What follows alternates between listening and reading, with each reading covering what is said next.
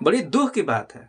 यदि कोई सच बोलने की कोशिश कर रहा है, प्रयास कर रहा है, सच का आईना दिखा रहा है, सच का रास्ता दिखा रहा है, उसको सिस्टम से बाहर कर दिया जा रहा है। ये आज लगा क्या है भारतवर्ष में जो तंत्र है वो क्या कर रही है, हमको समझ में ये नहीं आ रहा है। तो आप लोग से यही बात बोलेंगे, हम कहने का तात्पर्य मेरा है कि पॉलिटिकल साइंस आप लोग पढ़ रहे हैं, तो पॉलिटिकल साइंस में तो आता रहेगा ये सब पढ़ने के लिए।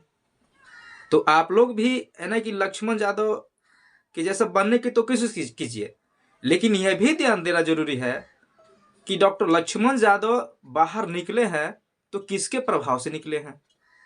किसी न किसी व्यक्ति का तो प्रभाव होगा ही होगा। विदाउट इफेक्टिव लक्ष्मण यादव को बाहर नहीं किया गया है। हमको बहुत अफसोस है कि एक होनहार प्रोफेसर को डीयू से, दिल्ली विश्वविद्यालय से बाहर का रास्ता कर दिखा दिया गया। तो बहुत दुख की बात है। डॉक्टर लक्ष्मण यादव चिल्ला चिल्ला करके बोल रहे हैं कि हमको कुछ उदाहरण दीजिए, हमको प्रूफ दिखाइए कि मेरी गलती क्या है। तो दिखा दे कोई।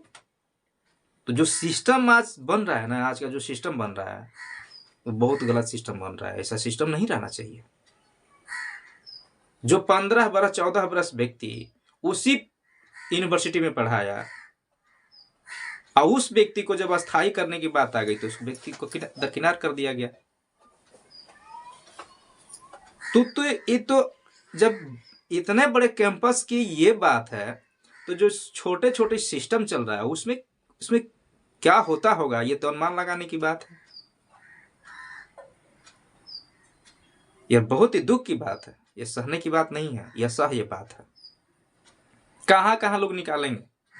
हाँ, लेकिन ओबीसी को हम यही कह रहे हैं कि जिस तरह से आप लोग ओबीसी करते हैं ना, उस तरीका से इस बारे में भी समझने की कोशिश कीजिए।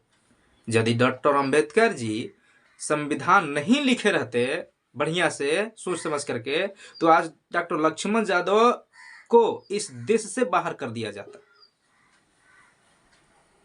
वो तो खाली कैंपस से बाहर न किया गया है, लेकिन संविधान नहीं रहता तो देश से भी बाहर जाना पड़ता उनको। डॉक्टर लक्ष्मण यादव को पूछना चाहिए ना।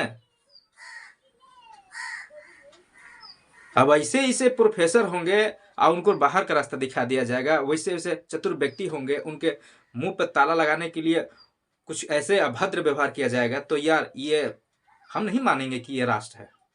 हम तो कदाचित नहीं मानेंगे कि ये राष्ट्र है। हम ये भी नहीं मानेंगे कि लोकतंत्र चल रहा है। हम तो ये मानेंगे कि लोकतंत्र में राजशाही सत्ता चल रहा है। ये बहुत दुख की बात है।